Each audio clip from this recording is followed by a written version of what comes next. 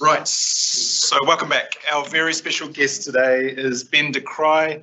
Ben is a very experienced software developer. I was looking through his CV earlier and was delighted to see ASP Classic on there, so I know I've got a friend.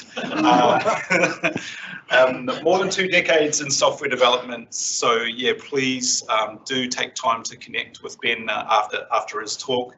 I know you'll have lots of really interesting stories to share. So he's obviously very familiar with the Microsoft stack. He's an ASP.NET developer and has been doing that for many years, but now he works for Auth0. Auth0 are a very cool company who have been in the identity space for a long time. I've been using Auth0 on projects personally and really enjoy it. It's friendly API and it's very developer friendly. And Ben has also come all the way to us from Melbourne, which you may appreciate right now is it can be a bit touch and go, and we're super grateful that you've taken the effort to come over, Ben, and spend time with us. And I know you're visiting other meetups as well. So thank you very much, bro, for coming over and doing this talk. And without further ado, a big clap and warm welcome for Ben, please. Thank you. All right, a couple of bits of housekeeping before I get started. I'm not a .NET developer. I think you're reading somebody else's CV. I did start with classic ASP. In fact, my first web application, I suppose, was written in Visual Basic, hosted in Internet Information Server 3, and I connected to an Access database using HT something or other. Was it called HT Access back in those days as well, or HT? Oh, this is like 1997, and those were the days. So I was a traditional kind of VB ASP developer for about 6 months when I got into my first job in London, and then I found PHP. And I never looked at ASP again, which I'm sure a lot of you can appreciate. ASP.NET and all those things got a lot better. I never ventured over that side. I stayed on the PHP side of the track, more on the open source. Then Microsoft started becoming much more of an open source friendly company. For those of you who remember the 2000 Microsoft, it's very different to the Microsoft we know today. I used to run like the Open Source Developers Conference in Australia, and they've sponsored it every year that we ran until it didn't run anymore. So I love Microsoft products. I love Microsoft as a company, but I've never actually been a Microsoft-ish developer. So my talk today is from a perspective of a developer who knows a little bit about Azure AD in terms of connecting it to applications, and we'll be going into a bit more depth in the presentation and the demo. The other thing I want to point out is for any of you who might be concerned about the fact that I'm from Australia, especially with the news at the moment from New South Wales, which is quite horrifying, I do take a lot of precautions, and I just want to run through those quickly just in case there's anybody in the audience who's a little worried, because the last thing I want to do is make anybody feel uncomfortable.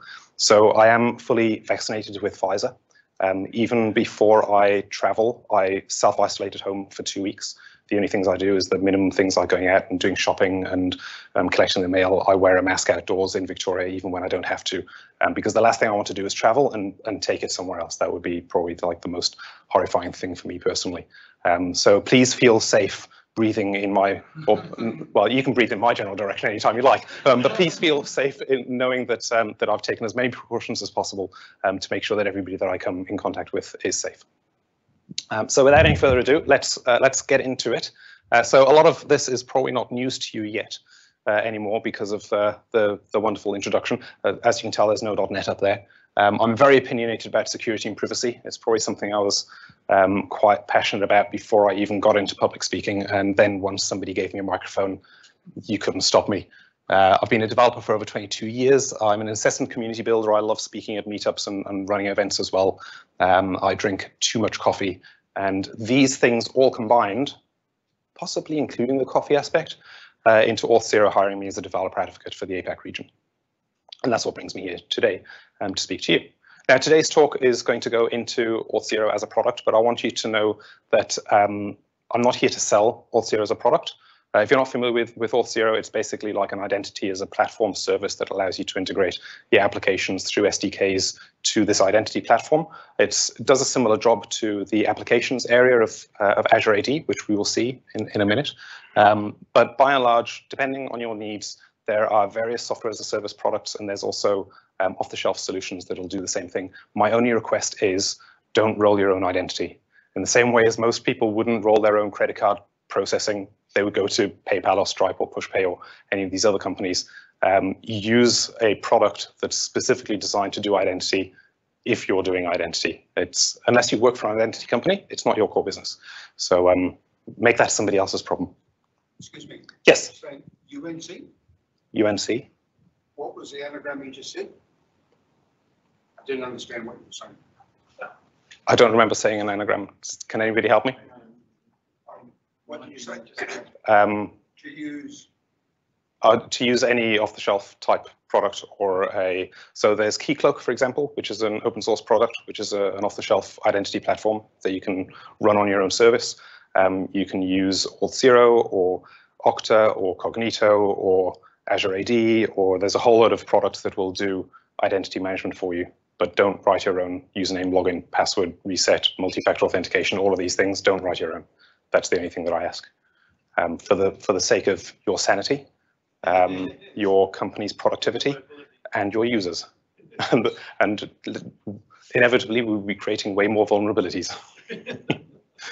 All right, quick guide to OpenID Connect. Who in the room is familiar with OpenID Connect and has used it a little? Who could describe the flows? A couple of you. Okay, cool. So this is the right part for you. What I want to do is I like to help people understand how the flows work, not so that you can write your own OpenID Connect compliant identity provider, because like I say, you shouldn't do that unless you're planning to do that as a business model. But I think that understanding how the flows work help us as developers know what's been taken care of for us so that we can A, appreciate that we don't have to do it, but B, also sometimes there are situations where we need to work slightly outside of the box of the particular framework we're using or the way that our systems are integrated or these kind of things. And knowing what's going on under the hood that we might be circumventing is useful to know so that we can be more secure when we do these workarounds.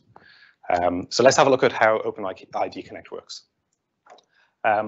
First of all, what is it? It's a simple identity layer. There are 6 components to OpenID, which sits on top of the Auth0 protocol. So it's supposed to be a simple identity layer that just sits on top of Auth 2.0.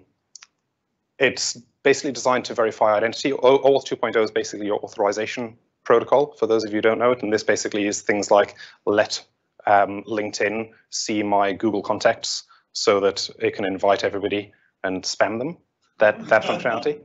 It obtains basic profile information. That's all it's intended to do. So basically, it's an authorization extension that says, I authorize this system over here to know about my identity from that system over there. It's interoperable and works in a REST-like manner, and it uses JSON as a data format. The reason why JSON is so powerful in this sense is that it becomes really easy to consume as a developer. You can read it a lot more easily. And also because JSON is an arbitrary data blob, you can put whatever you like in the payload. And we'll have a look at what that means in a second. So how does OpenID Connect work? You've got a user over here, you've got a resource server over there that you're trying to log into, or you're trying to download something from, or you're trying to access some kind of resource. You've got your identity provider, and then you've got this login form that appears from somewhere, somehow. So the user is going to, or the application that you're writing is going to be configured within the identity provider. And when you configure a new application, you're going to get 2 key pieces of information. And we're looking here at a traditional front-end, back-end type of application like .NET or Python or PHP, as opposed to a single-page application, which is a slightly different flow, but similar. So because the application is running on a server that we trust, we can put in there 2 bits of information: the client ID, which is, to all intents and purposes, quite public information, but also a client secret. That's the one with a key on it there. And that's basically an API key of sorts for the application we're writing to be able to talk to the identity provider and verify that it is who it says it is. We'll see that come into effect in the flow. So we have those 2 key bits of information over there. So now when you come across and you make a request for the resource that you're asking for, the resource server is going to say, I don't actually know who you are. So I'm going to send a redirect back to the identity provider that I use to work out who to get your credentials, because I don't want your credentials. I don't do that. I've outsourced that to this identity provider. And along with that gets passed the client ID. So now Auth0 or whichever identity provider you're using gets that client ID, and it says, okay, well, I now know that because this is the client ID, they're logging into this resource server, so I can brand the page the right way, and I know which database to look up for which users can log in and all of these kind of things. And once it's worked that out, it'll return back to the user a login page. So the login is handled completely by the identity provider. So at this point here, you've got a session between those 2, and it's not yet hit the resource server, which has an advantage as well in front-end applications in that the session here can obviously be HTTP only, which is a lot more secure than having a JavaScript accessible session or a cookie. Whereas in a single page application, the JavaScript, which also means any rogue browser plugins or cross-site scripting attacks, could also access those details. So by having the identity linked to an always backend service through this identity provider is a really powerful security addition. So you get the login form, you fill in the login form, you've now provided your credentials to the identity provider, and the identity provider verifies that those are correct. And at this point here, you notice a little token appears and a little human. So probably humanoid. I mean, it could be a squatting dog, maybe, with the ears pinned back. On the internet, nobody knows you're a dog. So you've logged in, it's pulled out your record, and it generates what's called an auth code. And that auth code gets redirected back to the resource server via the browser. Now you'll notice that the first redirect was via the browser and the response was a redirect via the browser. And the browser, is, as we know, is an untrusted environment. We can't trust that what's going on in the browser is what we want to happen in the browser. Again, that could be a cross-site scripting attack or a rogue plugin, or maybe the browser doesn't support certain things that we're expecting. We don't know that environment, so we can't trust it. So by providing this auth code back to the resource server, which is essentially a cryptographically randomly generated long string, has no meaning to it at all, other than the fact that the identity server remembers that it just issued that auth code for your login. So that auth code ends up at the resource server, and the resource server can now take the client secret, or that API key, and make a request to the identity provider and says, here's my API key, so I can verify I'm the client who should be able to perform this action. Here's an auth code I just got, and I would like you to take that auth code and convert it into some kind of identity of who just logged in. So the identity provider looks at the secret that came in and says, yes, that matches for the client ID, and it looks at the auth code and it says, well, I just generated that for Susan, so I'm now going to manifest some tokens and return those, and it'll create some 2 to 3 tokens, basically, an identity token, which is always a JSON web token, which will describe the identity of the person who just logged in, an access token, which is often a JSON web token, but it might not always be, and the reason for that is not overly important for this, but I'm happy to go into that. If you want to bring that up in Q&A, I'll delve deeper. And that basically is a token that you can use to request information from third parties, like an API call. And then optionally, there'll be a refresh token, which is never a JSON web token. And that allows the system, the resource server, to make a request for a new token should the identity or access token expire. You can use a refresh token to get a new identity and access token. So you'll often have a long-lived refresh token and a short-lived access and identity token.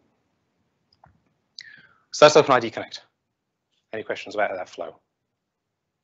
Yes. The loop on the right-hand side, is that happening at the end of all the stuff on the left, or is that happening? The loop on the right-hand side happens at the end of the auth flow. So the authentication flow itself, this is the entire authentication flow. So from the moment you click on download or login or whatever, and it is the redirect, the user's experience is they make a request. The next thing they do is they see the login page. They submit the login page. The next thing that happens is the tokens get returned, and then the resource server can take whatever action needs to be taken. Maybe it takes you to a dashboard and says, hi, Susan, welcome back. Or maybe it allows you access to that PDF you're trying to download, whatever resource you're requesting. Those tokens will then be an indicator of whether or not that person has access. Does this flow basically stop something where you make it so that if you wanted to actually get in the middle of all this and generate some bad tokens, you'd have to not only take over the browser session, but also to try and get in between the server and the authenticator? Exactly. So the question was, does this loop stop people from doing essentially man-in-the-middle attacks to either modify or influence how the tokens are created? And because the token is only ever sent via a direct request between 2 machines, one of which has a secret baked into it, even if you can get full access to the browser or any flow within the connections between the browser and the identity server, you still, the worst that can happen is you can get an auth code, which is that token that goes back, but then you would still need to have the client secret in order to exchange that auth code for an actual identity token. So But the user's password never actually leaves Auth0's server, so never. Correct. Yeah, so there's nothing. You'll get a token, but much tamper with it. Well, it depends on what the token does. If I was able to access your access token, then maybe I can talk to the bank's API and transfer $25,000 into my account. So, hey? We can take over the refresh token and get a new one, which is goes to. Yeah, you could use a refresh token as well. Yeah. Cool. What was the previous step of what you've got now? Because I was watching the little darting around, it stopped at the top right. So in terms of the user's requests, the final thing that happened was the top right, where it returns the auth code. And then the server just makes a server-to-server call. It's almost like your web server is making an API call, not via the browser, and just saying, hey, give me a token for this auth code. And now as the resource server, I know what your request was. And I've got all the information to know whether or not you have access to it. Okay, So now I can respond to you with your original request. so let's just say I'm on a page and I've got, I know, a Facebook link, LinkedIn and a few other bits and pieces that are on that same. Do each of those calls individually do this, or do they do it as one? So this is part of the login process. Yeah. Every time you log into any one service, if you're logging into, I don't know, let's say I've got an application, myapp.com, and I've got an Auth0 login provider. Then once you've logged in, my app knows that you're logged in. LinkedIn doesn't know anything about this flow. Because I'm thinking like, because you can use, you know, you've got all your logins linked, as it were. Well, essentially what you're doing is you're using what, so this one down at the bottom here could also be LinkedIn. So sometimes you see login with LinkedIn. So what's happening is LinkedIn is providing a token to your application, but all you're doing is logging into your application. The top right-hand side is your application that you're trying to get identity information about the person using your system. Well, then just for the people online, if anyone asks a question, if you repeat it, because people online have control of hearing that. Sure, I can repeat. No worries. Thanks, Steve. All right.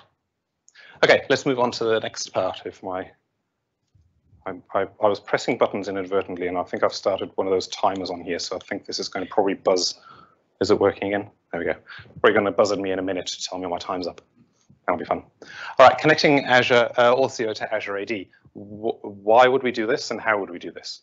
So the example that I gave you of how OpenID Connect works kind of shows you that you can create an application, and you don't need to worry about the identity. That can all get managed by an identity provider of some sort. So imagine a scenario where you've got a mobile application that allows your customers to do certain things, and they can create, like your customers could be just members of the public.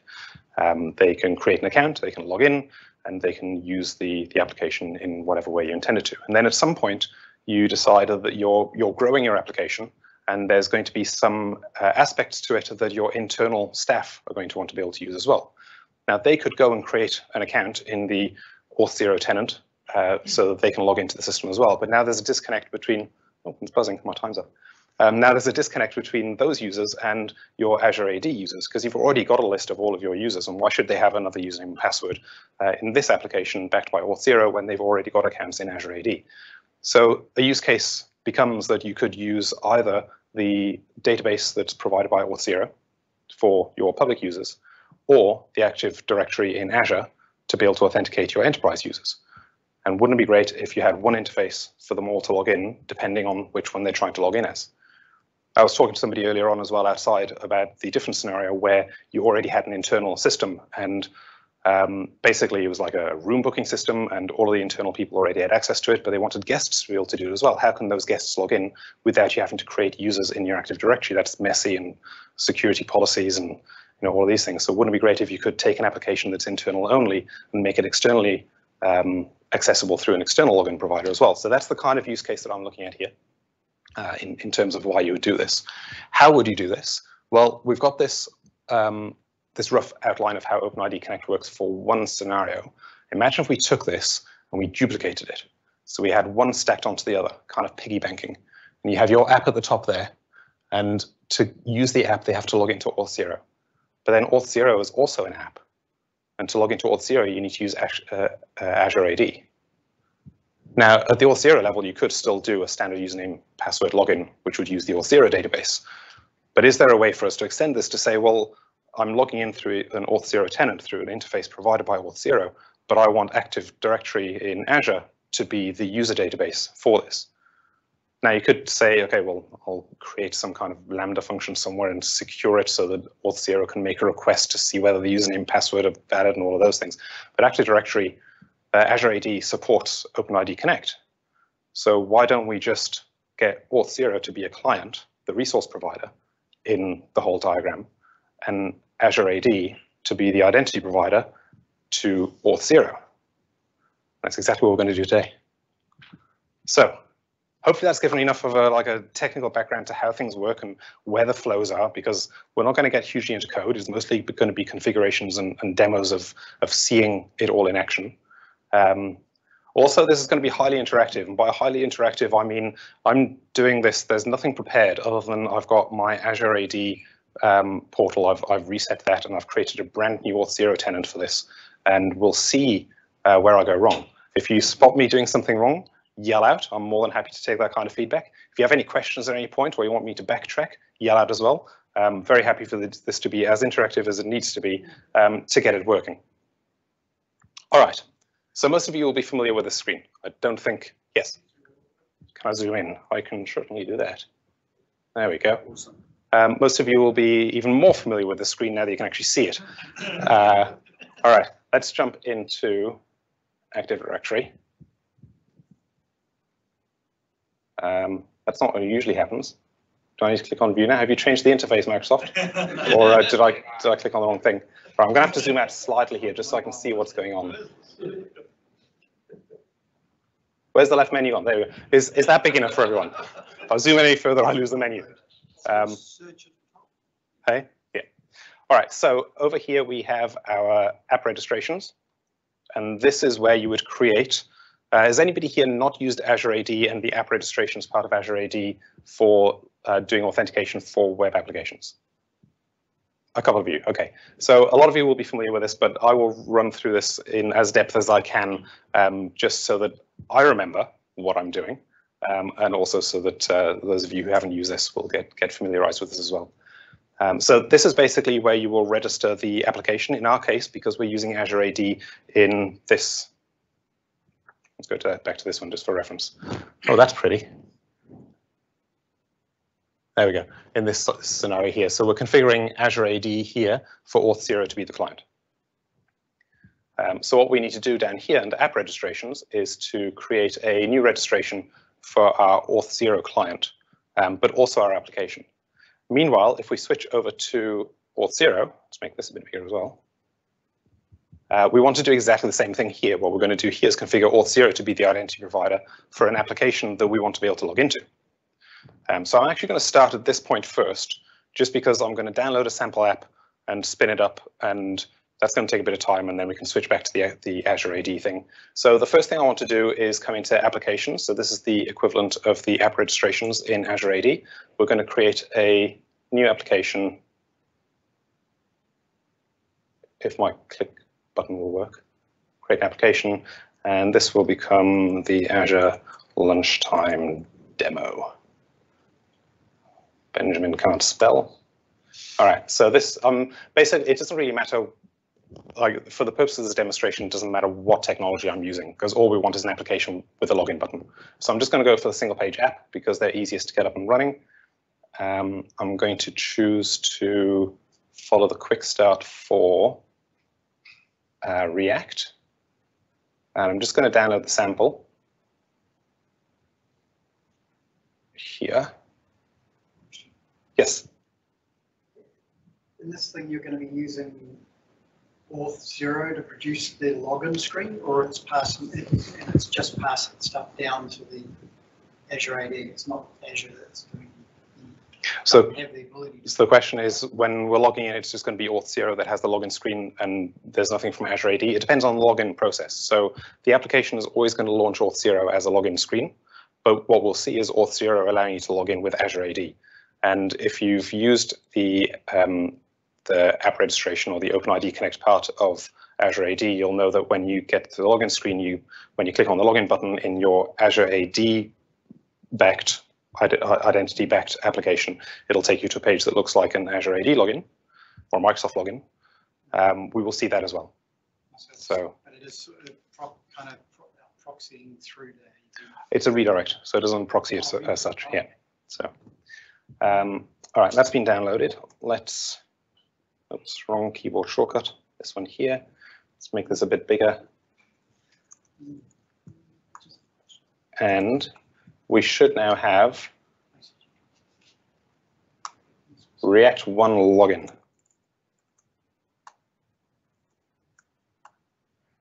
And I think the description, the thing here said that I just need to run npm install, npm start, or I can run it from Docker. Let's just do the npm version. All right, that's now loading up in the background. One of the things I like about the Auth0 download a sample app thing is I didn't need to do any of the configuration for the app because the Auth0 backend will actually automatically create an app and zip it up for you that's got all of the right configuration in there. If you want to know more about configuring your apps for Auth0, that's certainly something I can go through. But for the purposes of the demo, let's just get an app up and running, and then we can look more at the configuration in Auth0 later. So this will now, cross fingers, actually load something. Well, we've got a title, so that's a good start. Let's head back over here. Oh, there we go. So we've got the sample project up and running, and if I click login, then we get a login box. We don't yet because there is a little bit of configuration we need to do. So when it comes to configuring OpenID Connect for any kind of application, there are a number of things that happen. Now, remember in that flow, you had the request for the login, and then you got to redirect to the identity provider. The identity provider did all of the magic login credential stuff, and then redirect you back to the application.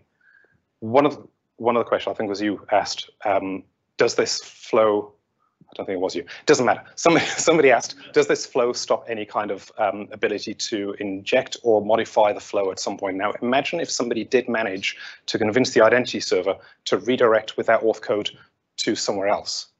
Now, again, that somewhere else is not going to be able to do anything with your auth code unless they've got that client secret. So it's probably useless, but we want to stop that happening anyway. So both Azure AD and Auth0 and probably most identity providers will allow you to specify to whitelist the callback URL. And that's where the auth code can get sent back to. So we need to define that, and it's all in the documentation anyway. So if you're following for your application later, the quick starts are quite comprehensive. But essentially, because our application is running on localhost 3000, we need to come in and go into the settings for our Auth0 configuration. And if we scroll down a little further, we'll see allowed callback URLs. So I'm going to paste that in there. So now Auth0 is permitted to return the auth code to localhost port 3000. I'm also going to put these into the Logout URL, which is basically where you're allowed to redirect a user to after they've logged out. The main benefit of this is that if somebody was able to hack the logout return URL in the logout request, then potentially what they could do is send a logout request, get redirected to another page that's a phishing page that looks like a login page. We don't want that to happen. So essentially Auth0 won't redirect you back unless the logout URL is in the whitelist. And finally, we've got allowed web origins. Now, this is more specifically useful in single page applications, not so much the front end, back end. I can't actually think off the top of my head of a use where you would have it in front end, back end.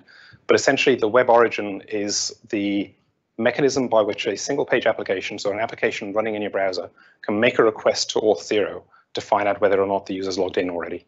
And the reason you might do that is in a single page app, if you right click, open a new tab, or you hit refresh, your application state resets and you've lost the information about the user who's logged in.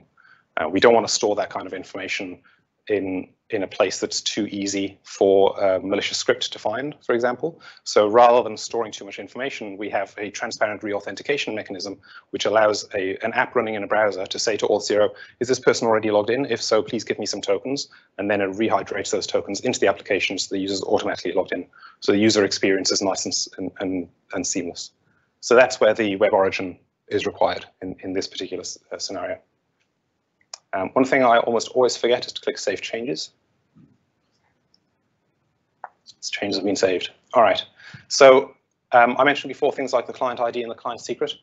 I'm going to delete this later anyway, so it doesn't really matter about showing what's in here, but the client secret is usually a little bit longer than the client ID. But essentially, the client ID is a unique string that represents this configuration set. So the React application I downloaded has this client ID already hard-coded into it because of the magic of the download sample app. There's also the quick start guide. When we went through, there was a download sample app or follow step-by-step guide. The step-by-step guide will take you through that as well. The domain is basically the tenant domain. So for today, I created a new tenant just for this meeting, mainly so that I knew that it was set up from scratch and none of my previous demos would affect today. But also so that you can be assured that every step we're taking is exactly what you would need to do if you want to follow this as well. So now with that done, I should be able to come back here and refresh, log in, and we should get to a login page. There we go. So we've now got our login page. And by default, we have an email address, password, login, or sign up. And we've also got continue with Google. So this is an example of piggy banking, Freudian slip, piggybacking. So this would be the same kind of scenario as what we're going to do with Azure AD, except there's a whole load of what we call social logins. And there's like 30 or 40 of them, including probably Weibo, which is the Chinese social media. We've got a whole lot of, like, all over the world. It's not just Western European specific, but more commonly recognizable are probably things like Google and Twitter and LinkedIn and Facebook and GitHub and all of those kind of things. So you can just, with the click of a switch, you can add those in here quite easily. But that's not what we want to do today. So now that we've got the application up and running, we could essentially just, this is the demo done for Auth0 only. Let's add in Azure AD. So let's come into new registration over here. I'm going to give it a name, just so that Azud. Dude. I'm giving these arbitrary names that probably don't make any sense in the context of this, but it's just because these strings sometimes get exposed as we're logging in, and I want to see where those come up as we go through the process. So I'm just going to call this app Azure AD config. I'm going to leave it by standard as using the default directory. And we want to configure a redirect URI. So I'm actually going to paste in the localhost 3000 here. Most of the time, Azure AD is not going to talk directly to our application. But I want to put this in there because it's going to help me understand, especially when we go into production, it's going to help me understand what this Azure AD application is configured for. Like, I don't care that it's for Auth0 specifically, it's for this application. But also there might be a point in the future, and I'm just guessing here now, that there might be a way for my application to use the tokens to request more information from Azure AD. I want Azure AD to trust my application anyway. There's no harm in putting it in here. It's not going to make our demo run any worse, also not any better. But I'm going to add it in here for the moment because when you go into production, this will be mysite.com as opposed to localhost 3000. Then when you're looking at the configuration, you can see this is the configuration for mysite.com. The options of the web? Public native client and single page app. So technically, I should probably want to change this to single page app. But given that I've done this demo before with web selected and it works, I'm not going to tempt fate. I'd be interested if anybody in the room knows what the difference is between selecting the single page app. Is that to do with the web origin configuration? Nobody knows. Nor do I. Excellent. We're all in the same boat. All right, so we configured that. Now what we need to do is create that client secret for us to be able to connect Auth0 to Azure AD. So let's come down to certificates and secrets. And we want to create a client secret in here, create a new client secret, and enter a description. This is going to be for the Auth0 tenant. Now, it used to be that you could set unlimited on these. And in Auth0's case, there is no expiry for the client secrets. So you can always rotate them at any time that you want if something's compromised. One of the things that Azure AD enforces is, I don't actually know whether custom will allow you to do forever. Technically, I guess you could put in, can we get an internationalization on this and get a day, month, year? I feel like I'm in the right place to ask this question. It doesn't allow you to do forever. 2 or 3 years maximum. 2 years. Hey? Yeah. So I'm just going to say recommended 6 months. I don't know why that's recommended. I can't speak to that. But one thing to do is whenever you're doing this is please put some note in your system, whether it's a calendar entry or something, and change, like create a new key pair and roll it out to all of your applications before this happens. Otherwise, nobody's going to be able to log in. I've never actually tested to see what happens if it expires. Do you start getting warning notifications to? Yeah, that's kind. All right, let's do this. So we've now got a value here and a secret ID. So we need to copy the value to the clipboard. Now, bear in mind that once you go away from this page and come back, you will never see this again. So if you forget to copy it, or as I've done in a previous demo, copy it, and then copy something else into the clipboard, you'll have to create the secret again. You don't have to go from scratch. You just need to come back in here and create a new secret. So let's copy that secret, and we're going to start setting things up in Auth0 now, just so that I don't lose what I just put in the clipboard. So let's come over to Authentication. Click, come on, you can do it. Enterprise. And under here, we've got a number of different enterprise integrations, including Microsoft Azure AD. So we'll come in here, we're going to create a name. So I'm going to call this Azure AD as a connection name. The domain we'll come to in a second. I don't want to copy anything else just yet. Client secret, I'm going to paste in here. All right, we've got that in there now. Yes, there's the secret. Wrong button. Thank you. This is what I love about audience feedback. Actually, no, that's a good. That's right. It is the value. That looks more like a secret. Okay, cool. We'll go with this one.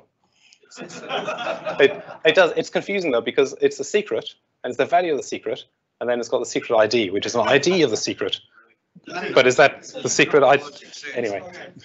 That's not like a public and private. Yes.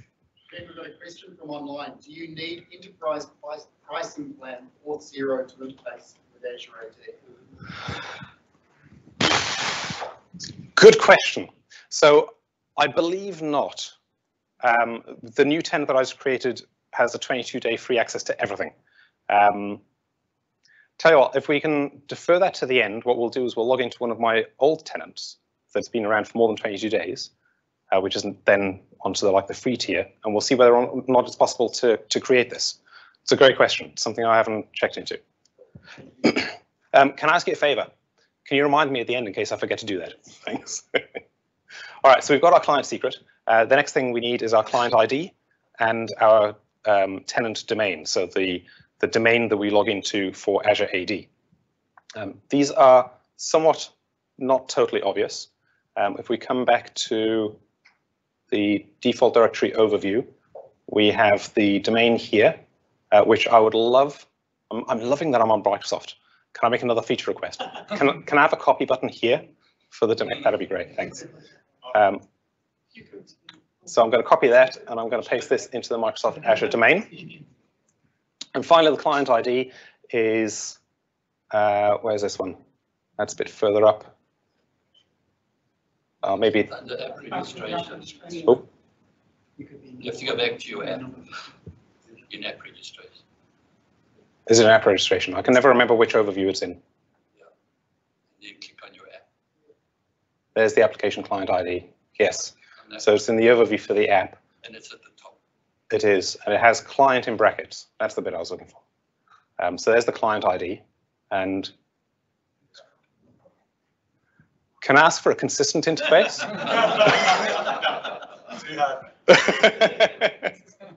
All right, let's copy that and paste that in here.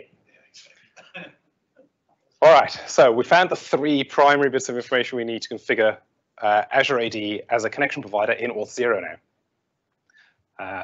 There's a whole lot of other things you can do down here. So one of the things that happens when you log in, when you create an account in most identity providers, but within Auth0 definitely is with the email password type login, it'll send an email to that email address saying, hey, could you just sign up? Can you verify by clicking this link? We see that in all sorts of systems every day. And what that does within Auth0's database of local users is it sets a flag of email validated to true. By default, it's false. So when you're pulling in information from like the next level down, the identity provider beyond, if Auth0 is being the client in this situation, then we're getting information about a user in, but we don't know whether or not that email address has been verified. So it becomes your choice now whether every person who logs in with Azure AD has email verified as true or as false. There's no logic that you can put in there to say, well, conditionally it'll be true unless. There's things you can do after the fact. But by default, you can set anybody who logs in is either going to have email verified set to true or false by default. So you can choose that here. There's a couple of other things as well up the top here that I won't go into now, but you can get other information out of Azure AD, which we don't need. So I'm going to leave it as false. Maybe you want it as true. If you want to know about how you could conditionally change this after the fact, I'm happy to talk about other features of Auth0 that would allow you to do that, but it's not relevant to this talk right now. All right, let's create this. Something error happened. That's right, because you can't have spaces in the connection name.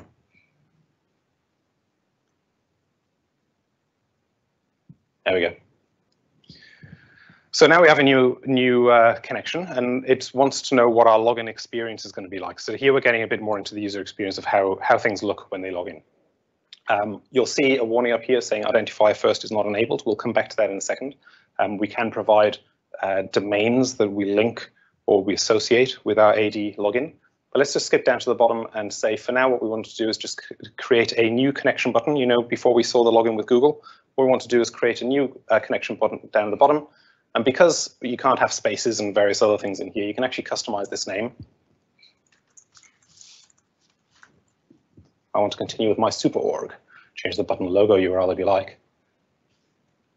Successfully changed. Now, one thing that I'm very glad to remember today that I almost always forget is because Auth0 allows you to create, and Azure AD as well allows you to create multiple applications, and you can have multiple APIs and you can have multiple user sources and various other things. You can actually connect these together. So you can say these applications are allowed to use this mechanism for login. So it can change depending on what people are logging into. So in this particular case, we want to come across to applications and have a look at the apps that we've got configured. And by default, when I created this tenant, we got the default app that comes out of the box. And here's the Azure Lunchtime demo that we just created. So I want to say that if somebody tries to log into Azure Lunchtime demo, I want them to be able to allow my super org as a login provider. I don't need to hit save on that. I should just be able to come back here, go back, refresh, click login again, and there we go, continue with my super org. So we've now got an extra button here to log in. So I could create an account with my personal details, or I could log in with my super org credentials, which annoyingly, my Microsoft Azure account actually uses my personal email address for login, so I can't create a personal one here as well. So we won't do that for now. What instead I'll do is let's sign up. Let's say Susan is our external person.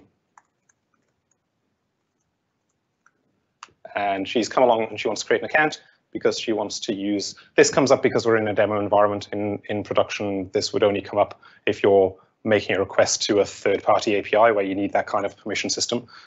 Otherwise, it doesn't. So we're going to log in and let's have a look and see what happened in terms of the identity profile stuff. I will take reverse requests as well, like more readable key values. So we got a nickname that came through. Auth0 has basically taken everything before the @ and says, well, that's your nickname. Congratulations. Your name is your email address. You can obviously augment these later on as well. Picture is pulled out of Gravatar automatically, which is interesting. I didn't think that Susan at example.com had a Gravatar. But anyway, apparently she does. Congratulations, Susan. That's right.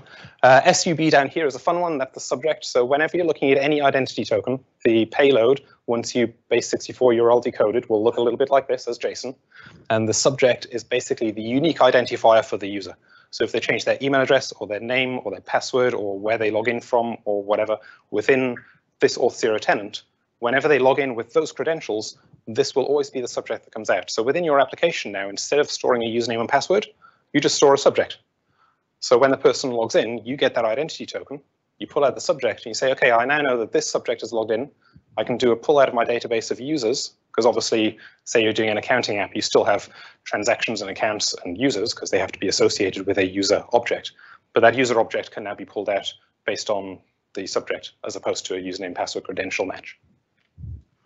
And we can see here that because Susan created an account with the standard Auth0 login, so the Auth0 database, it's prefixed with Auth0, so we get a bit of namespacing in there again, just in case the actual unique identifier within Auth0 happens to clobber a unique identifier of another provider, which we don't want.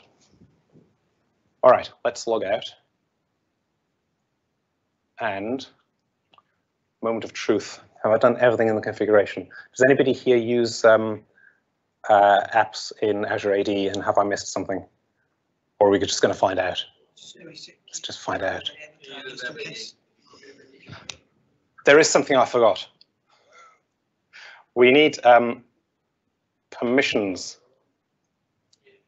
API permissions. So when Auth0 goes off to Azure AD and Azure AD gets you to log in, Auth0 needs to know a little bit about the users that it's able to get information about. So by default, Auth0 is going to be able to read information about a user, but we actually need Auth0 to have access to the directory so that we know enough about the users logging in to be able to create, because we'll see in a second, it actually creates a user representation locally. It's still, Azure AD is still the source of truth, but we need a local representation. And in order to populate the data within that, we need a bit more information. So we'll come into Microsoft Graph here. So I was just down on the left-hand side here, API permissions, and I'm adding a new one, Microsoft Graph. And I was trying to scroll delegated permissions. And in here somewhere is, I think it's directory. We need directory read all. So we'll add that permission in. And now Auth0 has enough permissions to pull out the information from Azure AD to do its job. Would that challenge the user again? Because we changed the backend for more permissions when they log into Auth0, and then ask them to accept the. So will that challenge the user when they log in? Yes, and we'll see that in a second. Yeah, so there will be that permission step. Do you want Auth0 to be able to get access to your profile from Azure AD? There's probably a way that you can set up a trust relationship. I know that Auth0 allows you to say this third-party system has a higher level of trust, therefore we won't prompt them. And that's something an administrator of an Auth0 tenant can do. I imagine, I don't know, but I imagine that Azure AD probably has a similar kind of functionality. That might be what the grant admin Grant admin consent above this basically just so that would then not prompt for user permissions. It basically assumes that all permissions are granted by users by virtue of the fact that the application is an administrator. I think the admins. That's one for you to take home and find out for yourselves. Let me know how it goes. Okay, so I think, is there a save button? I'm just going to zoom out slightly so I can see the whole interface. I think that's done. Say again? Still need a grant the admin permissions. State is not granted for default. Is that big part of there? Right-hand side, tick box. This one. Yeah. So is that what you're saying will, because I've never had to do grant admin permissions before. All I've had to do is add this directory read all in as a permission option. So two ones, you do need an administrator. Otherwise, anybody can just go create a query your secret information for the organization. Let's see if it works. I'm happy to be proven wrong. I love being proven wrong because it means I'm learning. All right, so let's log in and continue with my super org. So at this point here now, I'm going to be redirected to the this login here. This is an old, so you know when you create a new user, it automatically suggests Chris Green. So that's why I have Chris, because I have no imagination. I created Chris Green. Interestingly, the master user, not master, don't like that word, the primary user of an Azure AD tenant is also a valid login. So if you create an Azure AD account, or you create an Azure account with your personal email address, and then you set up a whole lot of people at example.com as your organization, you can still log in with your personal email address, which I found interesting. So I did try creating a whole new Azure account to see whether I could log in with that email address, and I couldn't, so that's a good thing. But I'm going to continue and log in. Now, it's not going to prompt me for a username and password because I'm already logged in to Azure in this tab here. But you've all seen a Microsoft login. It's like it would have asked me for my password. That's the only difference. That's the bit we missed. And here are the permissions required. So you can see here we're now starting to see some of these labels coming through. The Azure AD config that we specified before is in there. So that's what you would need to change if you wanted to modify this part. It's asking, let's make this a bit bigger. It's asking for basic profile information and to maintain access to data given that I've given access to. I think because I've logged in as the admin here, this is where I would then tick this box and then nobody else would ever get prompted. But I've never tried that either, but that's fun. All right, let's just accept this, which should now, we're having problems. The URL reply to, yes, that's something else I didn't fix. So the other thing we need to do is under,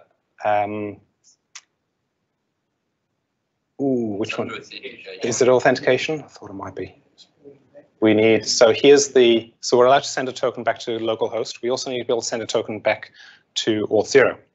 So this is where my notes would become useful.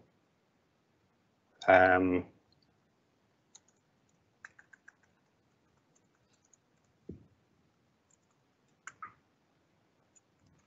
me just see if I can pull them up quickly. Because this one needs to send it back to the local host or just Auth0 because it's going, it doesn't do a redirect back to the app. It doesn't need to go back to localhost. One of the reasons why I put this in here is because when I'm looking at the configuration, I want to know which application this is for. And if it just says Auth0, I'm going to know that Auth0 is involved, but which application was this for? Is it looking for HTTPS, not HTTP? HTTPS is required unless it's localhost.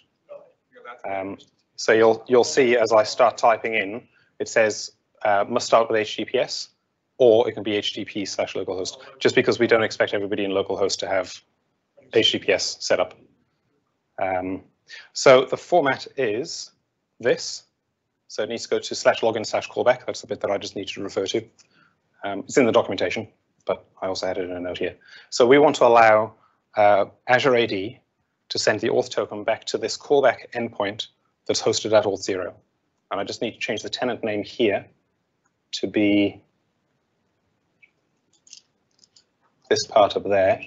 Let's come into, I'll open this in a new tab. So the easiest way to pull this out is it's in the URL up there as well, but all applications will have that listed in their configuration under domain.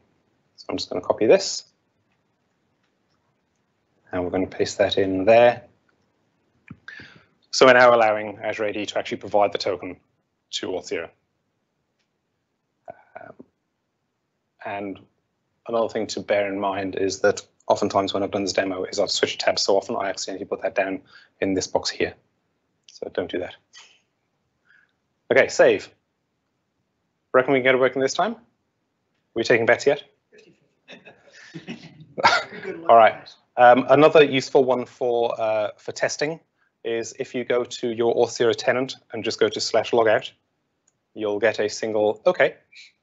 And that's just basically terminated my Auth0 tenant. Most of the time, you're not going to need this because applications work and the logout button will work. But in the event where your application thinks you're logged out, but Auth0 thinks you're logged in, sometimes testing can be a bit difficult. So this is just a little nice way to clean that up. So let's go back to localhost port, not 8000, 3000. And we'll hit login again.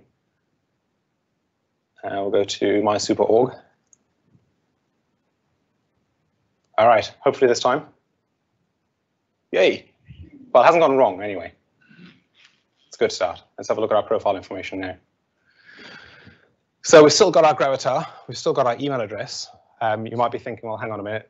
Azure AD didn't provide that gravatar URL. What did it? Maybe it did. I'm not sure. But it's totally random. It's my profile account, but it's actually a picture of Susan. That's what I mean. It's not. It's Susan's away. That's right. But you'll see here the subject here stands with WAAD, which is, I can never remember what the WA stands for. Windows Azure, that's right, thank you. Windows Azure Active Directory. And then so again, if you log in with this account, every time you'll always get the subject. You can rely on that to manifest a local representation of a user based on your data as well. But that at the moment requires us to have a different login mechanism, like a manual login mechanism for whether or not you're part of my super org.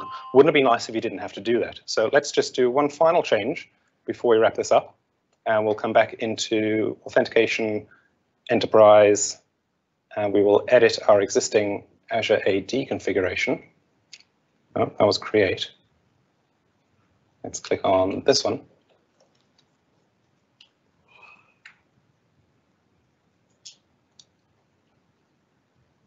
And what I'd like to do is change the login experience. So we saw up here before, there's this identifier first is not enabled. So oftentimes you get a username password field in one form. Identifier first is just the scenario, and we see it again across lots of different sites where you get the identifier, you hit continue, then it asks you for your password. And what this allows you to do is to change the login flow before the password's requested in the event that it's not relevant to collect a password. So let's go to Universal Login section in a new tab, as recommended here. And we will actually, I think, yeah. So this is a bug that I've actually raised with my dev team already. That link is wrong. We've moved it over to authentication profiles. We've had quite a few changes recently, so I'm still trying to keep up with them. There we go. So at the moment, we've got identifier and password. We want to change to identifier first. And as seen in this very pretty diagram on the right, what this allows you to do is if it's a password authentication, it'll take you through that flow. Otherwise, you can redirect to another flow. So that, I believe, is done. I do need to hit save. So we'll save that. I need to come back over here now. So if I refresh this error should go.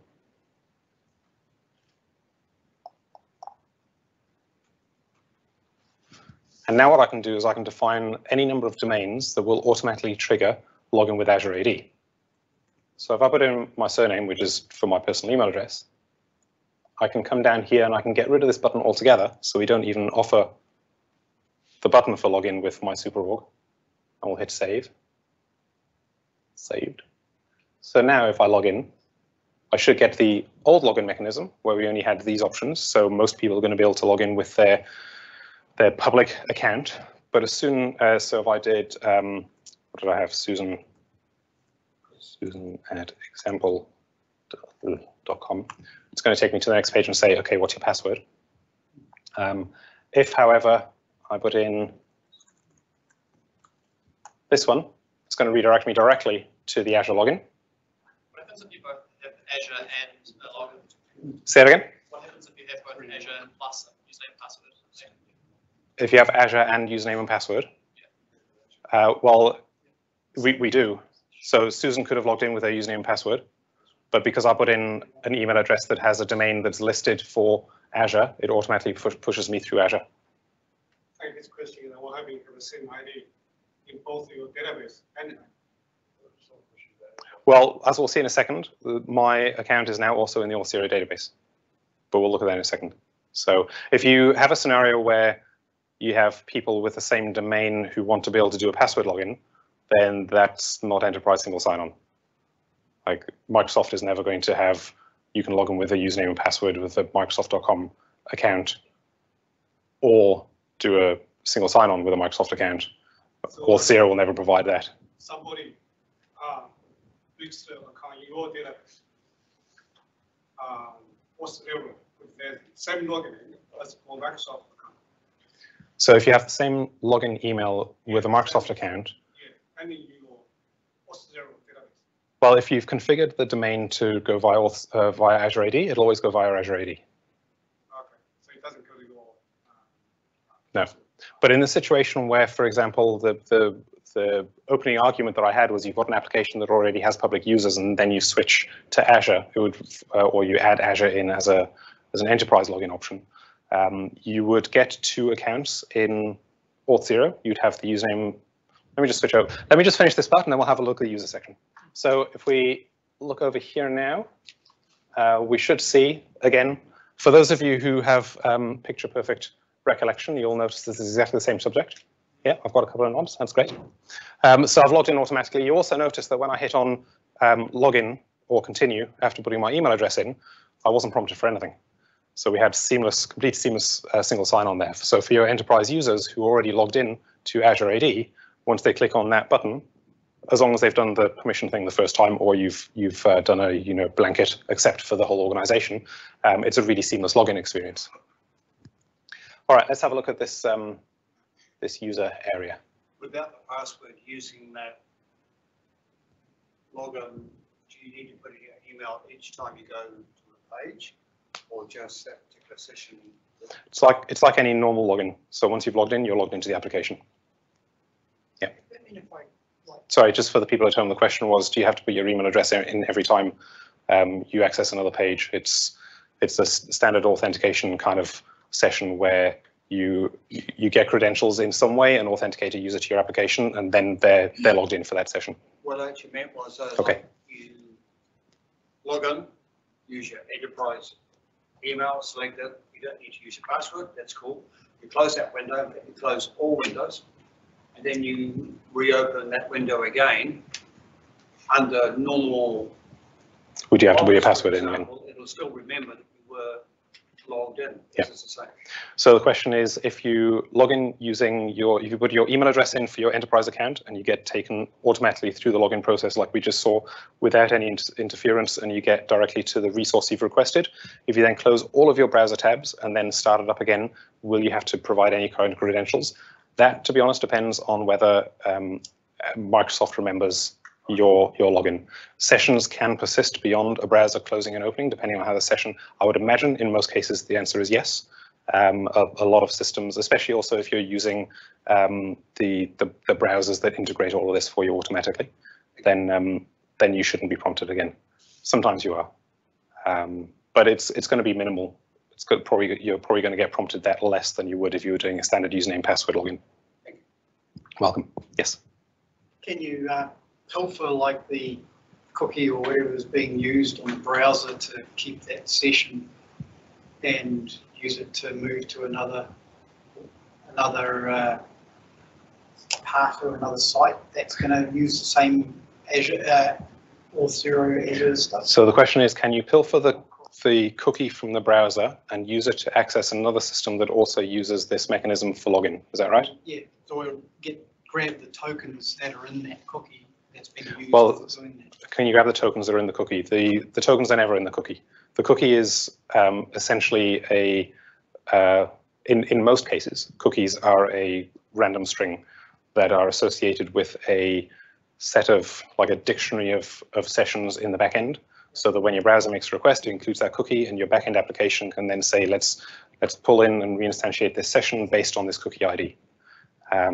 Those cookies are always tied to the domain. So if you did manage to pilfer it, you would have to modify it so the browser thought it was for a different domain. But then you're sending a different cookie ID to a different domain, and that server doesn't have any association with that cookie. Or if it did, you might accidentally get into somebody else's profile.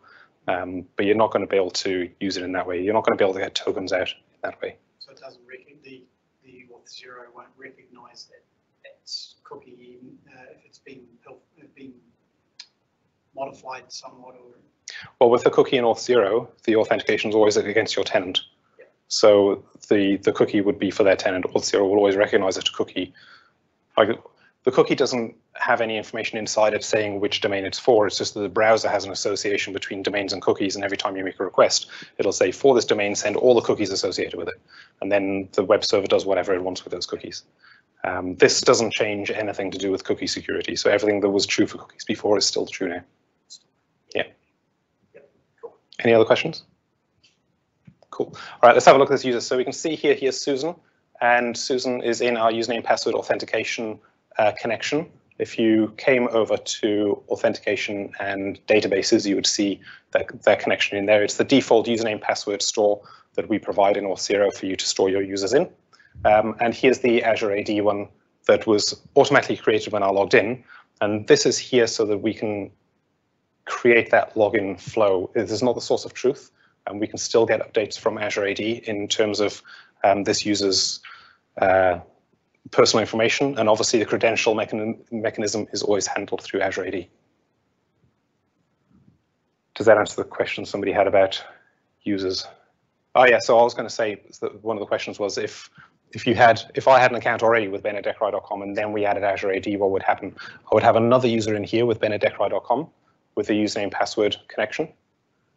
What you can do though is Auth0 has a whole lot of extensibility features built into it.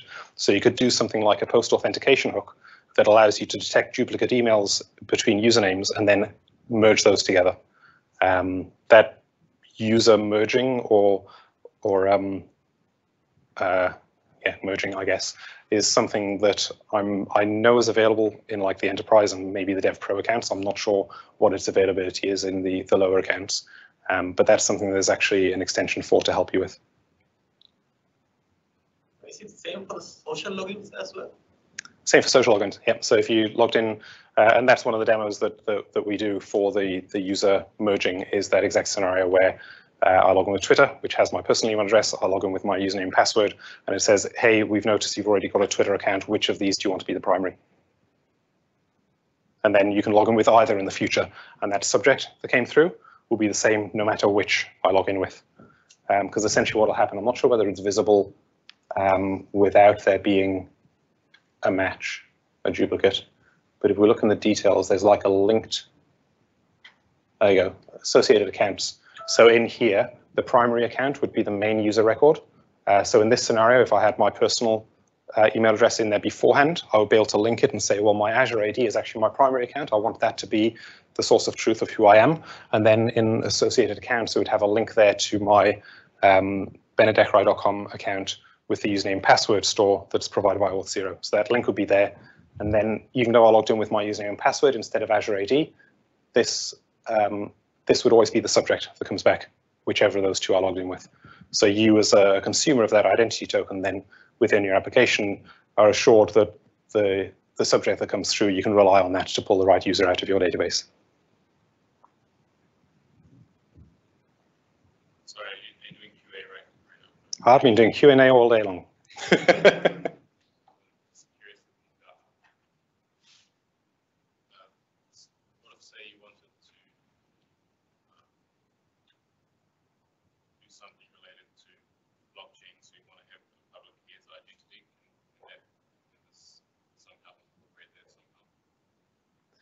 So what if we want to do something with a blockchain where the public key is an identity? Yeah, it's part of the identity, one of the aspects of an identity.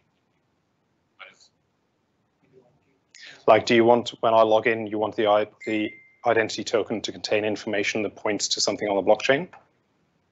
You could do that through so one fun side project I did was getting Stripe and Auth0 to produce, and a React app to produce a whole shopping experience without needing my own database, because Auth0 has a very rudimentary user database of sorts.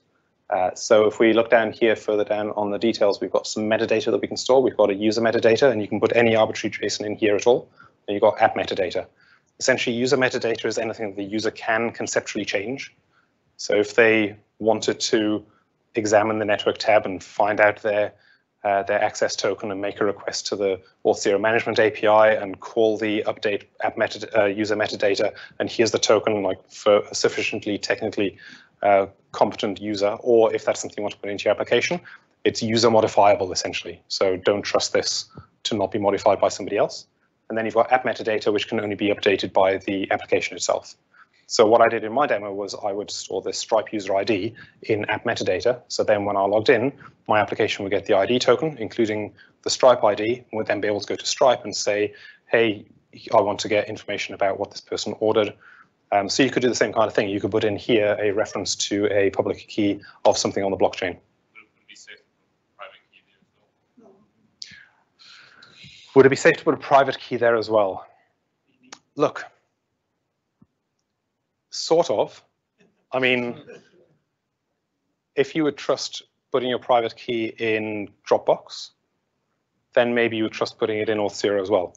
Personally, I wouldn't, because that's like giving somebody my banking login details.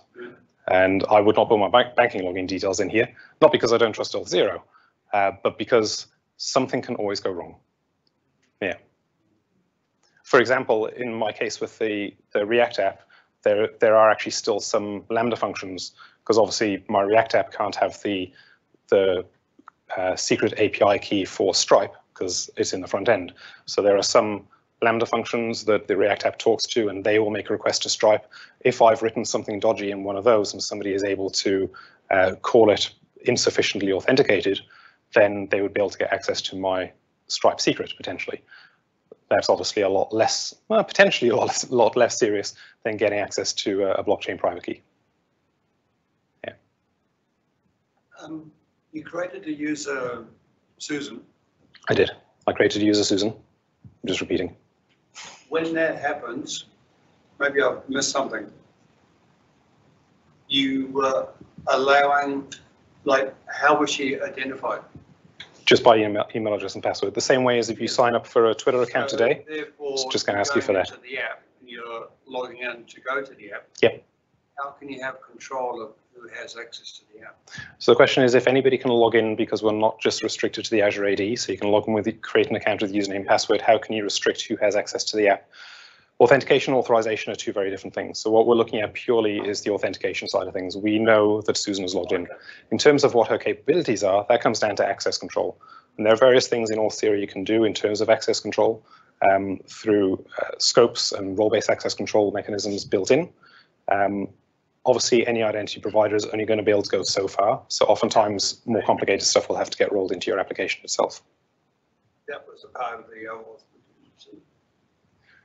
That was part of the OAuth we didn't see. OAuth itself, in the context of login, is used purely from the mechanism. So if we imagine, if you take an OAuth as a spoken English statement, it might sound something like, I, Ben, allow LinkedIn to provide information to this application about my identity. Oh, okay. So that's an OAuth kind of a summation. So that's why OpenID Connect sits on top of OAuth, because that user information, the user info endpoint that sits on top of it, it's basically an authorization that allows two systems to talk to each other. And that's separate from authorization in terms of what is Susan allowed to do once she's logged into the application. Because that list you showed us before, you had Ben, you had Susan, logged in 17 minutes ago. Yeah.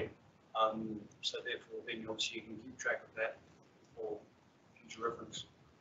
Yeah, so the user list, the user list does show every user that's logged in, regardless of which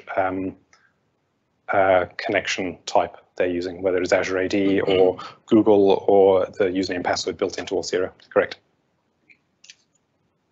Question at the back.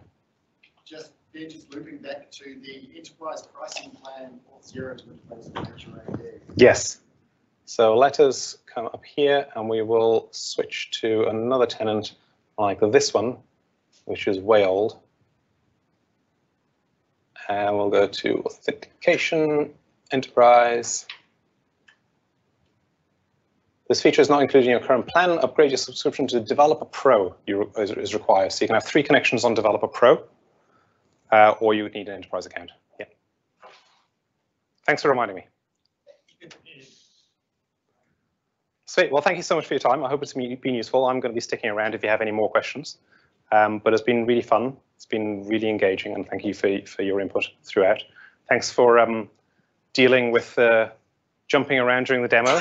Hopefully you got a good grasp of how Auth0 and Azure AD relate to each other in the grand scheme of things. But like I say, I'll be around for a little while longer. I'm happy to have more chats. Thanks.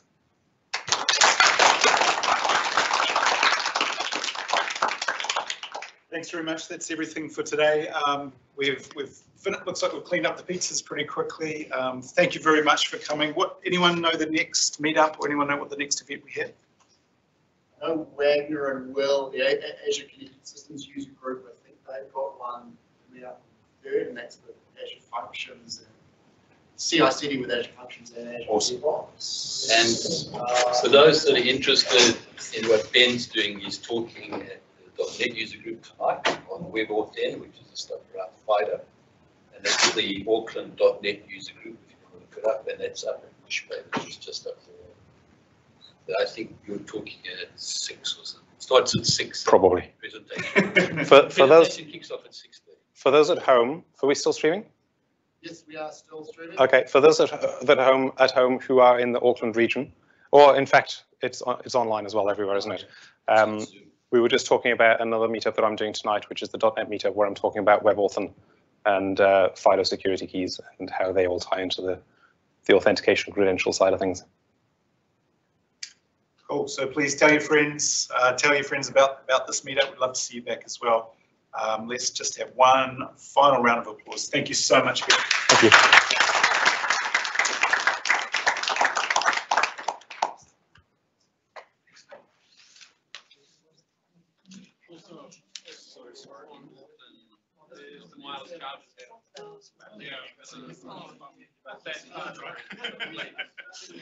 As you were saying, I was thinking,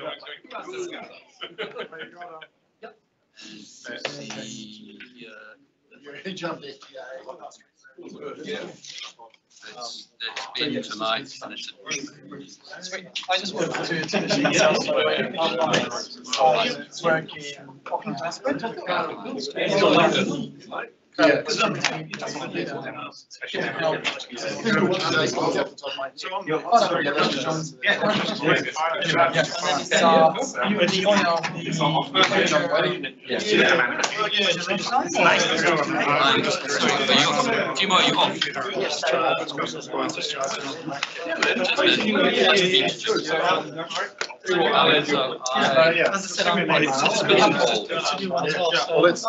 Because the organisers Yes, I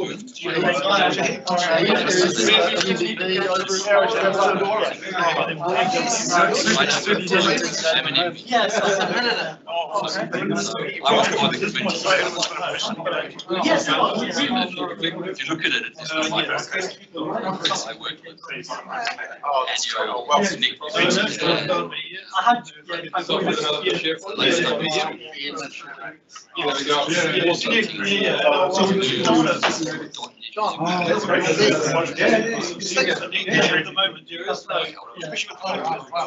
That's brilliant. That's really cool.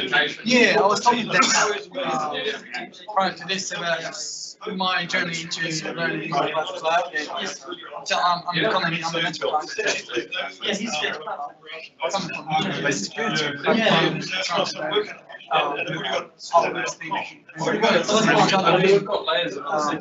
Basically,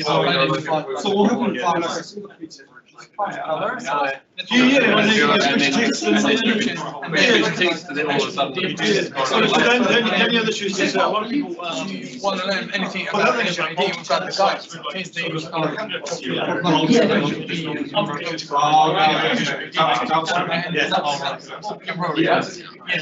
so he said, I'll introduce you, but if you wanted to do something, yeah, but you're also going to watch that. So you know about my blog? No, you're right. Don't worry about putting it in.